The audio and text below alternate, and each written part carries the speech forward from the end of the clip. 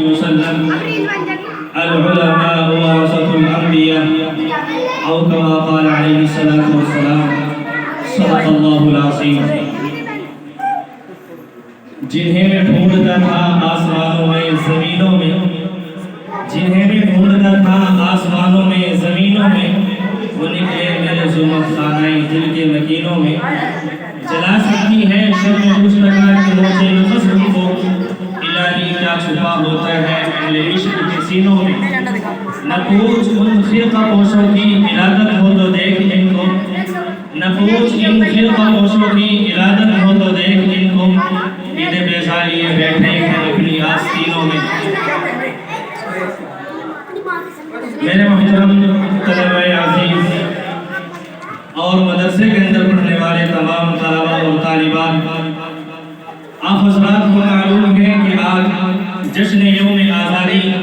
یعنی 15 اگست کا موقع ہے. آپ کو معلوم ہونا چاہیے کہ 15 اگست کے دن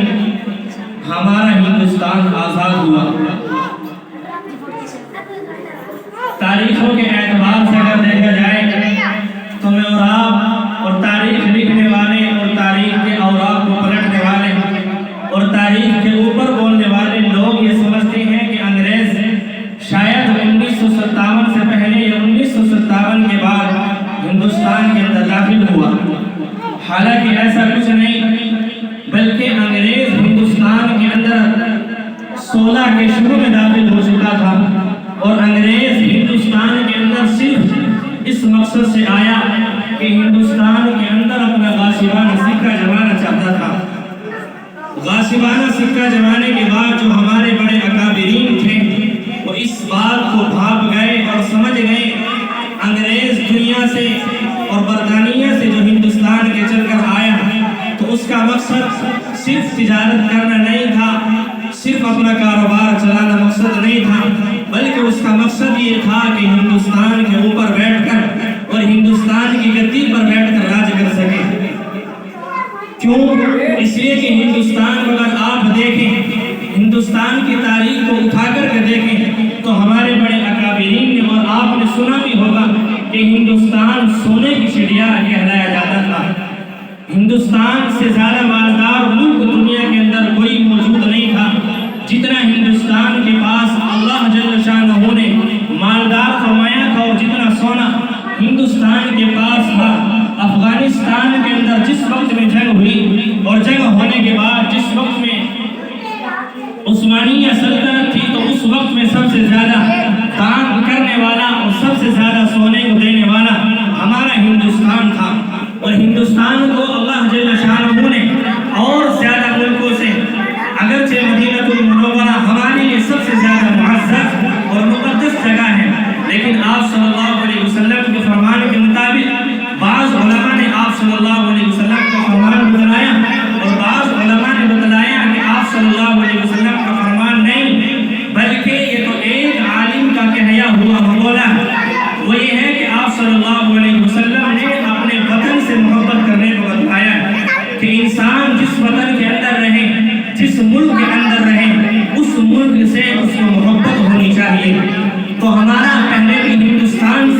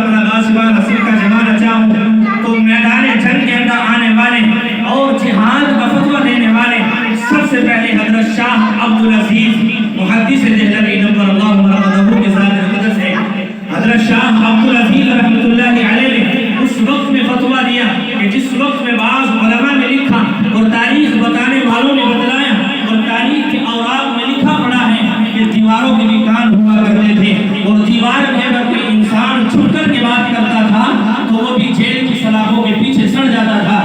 حضرت شاہ عبدالعزیز رحمۃ اللہ علیہ کو اللہ جل شانہ نے دہلی کی سرزمین سے اٹھا کر حضرت شاہ عبدالعزیز رحمۃ اللہ علیہ نے یہ فتویٰ دیا کہ اگر آج ہم نے ہندوستان کے اندر سے انگریز کو نہ بھگایا تو ہندوستان کے اندر انگریز اپنا غاصبانہ سکہ جما کر مسلمان کا نام و نشان ہندوستان سے ختم کر دیا جائے گا۔ حضرت شاہ عبدالعزیز رحمۃ اللہ علیہ نے جس وقت یہ فتویٰ دیا تو آپ کا فتویٰ پورے ہندوستان کے اندر غائب ہو چکا اور پورے ہندوستان کے اندر چھا گیا۔ حضرت شاہ عبدالعزیز رحمۃ اللہ علیہ کو اللہ تبارک و تعالی نے وہ ہمت اور طاقت دی تھی کہ حضرت شاہ عبدالعزیز رحمۃ اللہ علیہ نے جس وقت میں یہ فتویٰ دیا تو آپ کو لوگوں نے سمجھایا کہ حضرت آپ نے کس طرح فتویٰ دیا، حالانکہ اس وقت میں آپ کو معلوم ہونا چاہیے کہ اس وقت میں دیواروں کو بھی کان لگے ہوئے ہیں۔ اگر آپ چھپ کر کوئی بات کریں گے تو چھپنے کے بعد آپ کی بات وہ چھپے گی نہیں بلکہ تاریخ کے اوراق میں اور اخبارات کی سرخیوں میں چھپ جائے گی۔ حضرت شاہ عبدالعزیز رحمۃ اللہ علیہ نے فرمایا کہ اللہ جل شانہ نے اور بعض علماء نے اللہ تبارک اللہ کے نبی صلی اللہ علیہ وسلم نے اپنے وطن ویڈیو بنائی ہے منظر سامنا صاحب کے دوران ایک دم میرے بھی ویڈیو بن گیا، میرا فوٹو آنا تھا۔ اس سے پہلے 1799 میں حضرت ٹیپو سلطان شہید رحمۃ اللہ علیہ انگریز کی وجہ سے اور انگریز کے جس وقت میں انگریز نے غاصبانہ سکہ جمایا تو انگریز کے بعد انگریز کے سامنے آنے والے اور انگریز کی آنکھ میں ڈال کر بات کرنے والے 1699 سے پہلے حضرت شاہ عبدالعزیز حضرت ٹیپو سلطان شہید رحمۃ اللہ علیہ پیدا ہوتے ہیں اور 1617 کے اندر حضرت اورنگزیب عالمگیر رحمۃ اللہ علیہ نے اسی طرح سے جنگ لڑی اور حضرت ٹیپو سلطان شہید رحمۃ اللہ علیہ کے بعد حضرت اورنگزیب عالمگیر رحمۃ اللہ علیہ کے بعد حضرت ٹیپو سلطان شہید رحمۃ اللہ علیہ انگریز کے مد مقابل کے لیے حضرت ٹیپو سلطان شہید رحمۃ اللہ علیہ لڑتے ہیں اور جنگ و لڑتے ہیں۔ جب حضرت ٹیپو سلطان شہید رحمۃ اللہ علیہ 1799 کے اندر شہید ہو جاتے ہیں، انگریز حضرت ٹیپو سلطان شہید رحمۃ اللہ علیہ سے انگریز بھی اور انگریز کی تمام عورتیں بھی اتنی ڈرتی تھی کہ آپ کی تاریخ میں لکھا ہے کہ حضرت ٹیپو سلطان شہید رحمۃ اللہ علیہ کو جس وقت میں انگریز کی بیٹیاں اور انگریز کی عورتیں اپنے بچوں کو رات کو سلایا کرتی تھی تو وہ بھی یہ ڈوریاں دیتی تھی کہ ٹیپو سلطان آنے والے ہیں، سو جاؤ، تو بچے حضرت ٹیپو سلطان شہید رحمۃ اللہ علیہ کا نام سن کر سو جایا کرتے تھے۔ 1799 کے اندر جس وقت حضرت ٹیپو سلطان شہید رحمۃ اللہ علیہ شہید ہوئے وہ صرف ایک غداری کی وجہ سے حضرت ٹیپو سلطان شہید رحمۃ اللہ علیہ کا ایک مد مقابل تھا اور جو آپ کی تمام باتوں کو بھاگنے والا اور جاننے والا تھا، جو آپ کا مد مقابل تھا، اس نے انگریز سے شکایت کی۔ شکایت کرنے کے بعد حضرت ٹیپو سلطان شہید رحمۃ اللہ علیہ نے اس دین کی خاطر اور اس دیش کی خاطر 1799 کے اندر جام شہادت نوش فرما جاتے ہیں۔ یہ تو حضرت ٹیپو سلطان شہید رحمۃ اللہ علیہ کی بات تھی۔ حضرت ٹیپو سلطان شہید رحمۃ اللہ علیہ کو جس وقت میں انگریز نے شہید کیا اور شہید کرنے کے بعد جب آپ کو زمین پر لٹایا گیا تو حضرت ٹیپو سلطان شہید رحمۃ اللہ علیہ کے بارے میں لکھا کہ جس وقت آپ جس تلوار سے لڑتے تھے اور جس تلوار کو لے کر آپ میدان جنگ کے اندر جاتے تھے تو شہید ہونے کے بعد وہ تلوار آپ کے سینے پر رکھی ہوئی تھی۔ جب آپ شہید ہوئے تو انگریز نے ایک انگریز کا بچہ اور ایک انگریز کا نوجوان حضرت ٹیپو سلطان شہید رحمۃ اللہ علیہ کی شہادت پر آتا ہے اور آپ کی قبر پر جس وقت یہ اندر آتا ہے جب آپ پڑے ہوئے تھے، شہید ہوئے پڑے تھے آپ، حالانکہ آپ انتقال فرما چکے تھے، تو ٹیپو سلطان شہید رحمۃ اللہ علیہ نے شہید ہونے کے بعد یہ انگریز اتنا ڈرتا تھا، ایک انگریز نے کہا کہ ہو سکتا ہے کہ ٹیپو سلطان ابھی زندہ ہو تو لہٰذا اس کے سینے پر سے تلوار نہ اٹھائی جائے۔ تو حضرت ٹیپو سلطان شہید رحمۃ اللہ علیہ کی یہ شہادت تھی۔ حضرت ٹیپو سلطان شہید رحمۃ اللہ علیہ کے بعد ہمارے اکابرین، اس کے بعد حضرت شاہ عبدالعزیز محدث دہلوی رحمۃ اللہ علیہ جس وقت میں فتویٰ دیتے ہیں تو آپ کی بھی شہادت ہو جاتی ہے اور آپ بالا کوٹ کی پہاڑیوں پر جام شہادت نوش فرما جاتے ہیں۔ حضرت